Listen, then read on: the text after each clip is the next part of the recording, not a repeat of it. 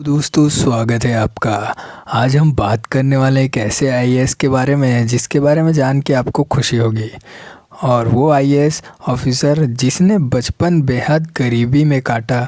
School जाने के लिए उसे रोज़ाना 70 किलोमीटर का सफ़र करना पड़ता था। इतना ही नहीं, पिता का हाथ बटाने के लिए चाय की दुकान पर काम तक किया, लेकिन उसने कभी हार नहीं मानी। जी हाँ दोस्तों, आज हम बात करने हैं हिमांशु गुप्ता जी के बारे में।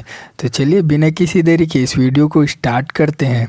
उससे पहले चैनल पे नए हो तो सब्सक्राइब कीजिए हमारा चैनल, ताकि ऐसे बायोग्राफी आपको देखने को मिल सके। तो चलिए स्टार्ट करते हैं। हिमांशु गुप्ता एक बहुत ही सफल और बुद्धिमान इंसान है। यूपीएससी सिविल सेवा परीक्षा करके आईएएस आईपीएस बनने की वाले कई लोगों के लिए संघर्ष की दास्तान, लाखों युवाओं को मेहनत करके अपने और डटे रहने की प्रेरणा देने वाले हिमांशु गुप्ता।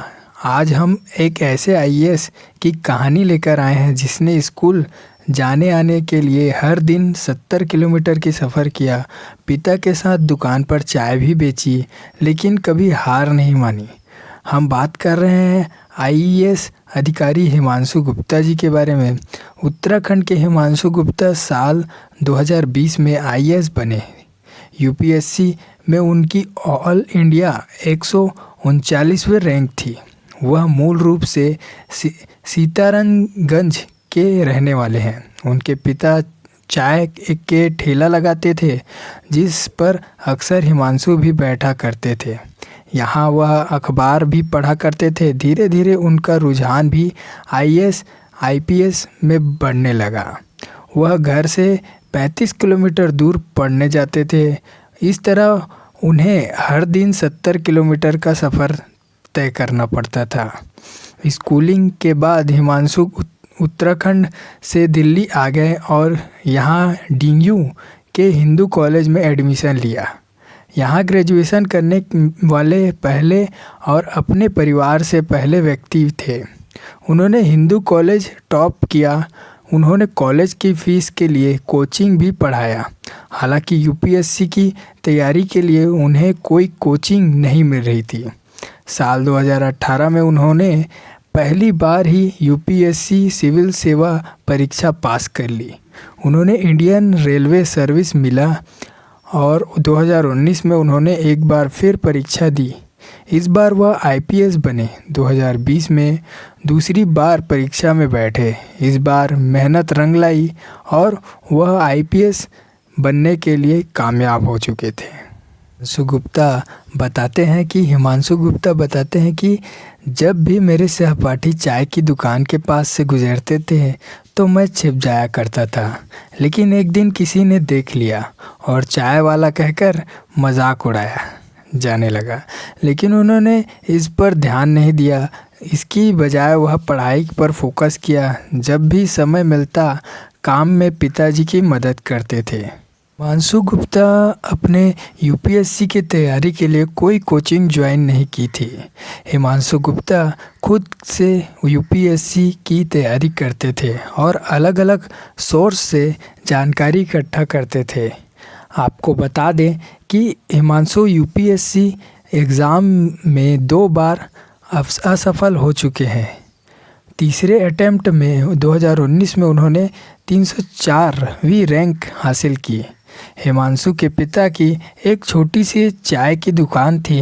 हिमांशु आईएएस बनने से पहले वहीं पर अपने पिता के साथ चाय बेचने का काम करते थे और खाली समय में अखबार पढ़ लिया करते थे। हिमांशु गुप्ता प्रशासनिक सेवा में पूरे भारत में 7वां स्थान हासिल करने वाले हिमांशु इस बात से खुश थे कि उन्होंने अपने पिता का सपना पूरा कर लिया था। रवि कुमार के मुताबिक उनके पिता के उनका सीना चौड़ा होकर दिया था। उनके पिता की केवल 2 महत्वाकांक्षाएं थी, अपनी बेटी को डॉक्टर बनाना और अपने बेटे को सीडी और डीसी बनाना। तरुणा गुप्ता एक डॉक्टर हैं। उनका अपना बेटा आईएएस अधिकारी बनने के लिए प्रशिक्षण ले रहा है। हिमांशु को भारतीय वन सेवा में 3रा स्थान पर भी पदोन्नत किया गया था। रवि कुमार सरकार के लिए ठेकेदार के रूप में काम करते थे। ममता रानी ने अपने बेटे की सफल पर खुशी होने की जताया और कहा कि उनके लाडले की कड़ी मेहनत का नतीजा है कि उसने दावा किया कि उस अपने बेटे को टेलीविज़न देखने के लिए बार बार डांटा था। हालांकि परिणाम सुखद रहे, इसलिए उन्होंने बहुत मेहनत की। मंत्रिमंडल के गठन के बाद बारडोर में राज्य सरकार ने प्रशासनिक फेरबदल के तहत 68 IAS अधिकारियों का तबादला कर दिया। बाड़मेर कलेक्टर शिवप्रसाद एम नाकमत ने श्रीनगर स्थानांतरित कर दिया गया, जबकि अजमेर नगर निगम आयुक्त हिमांशु गुप्ता को नियुक्त किया गया। 32 वर्षीय गुप्ता को कलेक्टर पद पर पहली नियुक्ति की गई। उन्होंने अपने पहले सचिव UIT अलवर और उपखंड अधिकारी धौलपुर के रूप में कार्य किया गया। मई 2017 में वह अजमेर नगर निगम में आयुक्त के लिए स्मार्ट सिटी प्रोजेक्ट के CEO रहे।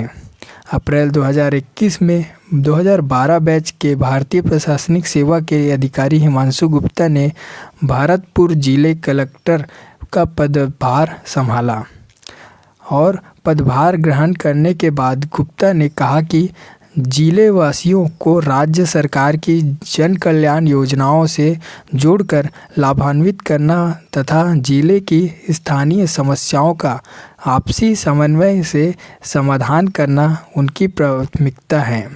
उन्होंने जिले वासियों से आग्रह किया कि वे कोविड-19 वायरस के प्रयास को रोकने के लिए जिला प्रशासन के साथ मिलकर काम करें। जिला कलेक्टर हिमांशु गुप्ता ने पदभार ग्रहण करते ही प्रशासनिक एवं चिकित्सा अधिकारियों की बैठक बुलाकर जिले की स्थिति के साथ साथ कोविड-19 महामारी पर नियंत्रण पर एक टीकाकरण के लिए किए जा रहे प्रयासों की जानकारी ली। जिले को कोविड-19 महामारी के बढ़ते प्रभाव को देखते हुए जिला कलेक्टर गुप्ता ने जिला चिकित्सालय अधिकारियों को टीकाकरण की संख्या बढ़ाकर राज्य सरकार के लक्ष्यों को पूरा करने के निर्देश दिए। स्थानीय स्तर पर नमूनों की कोविड-19 जांच की व्यवस्था करना ताकि समय पर रिपोर्ट मिल सके और मरीज का इलाज तुरंत हो सके और शुरू भी हो सके। अपने पिता और दोस्तों का विश्वास और बढ़ाते सबसे बढ़कर उनकी प्रेरणा थी।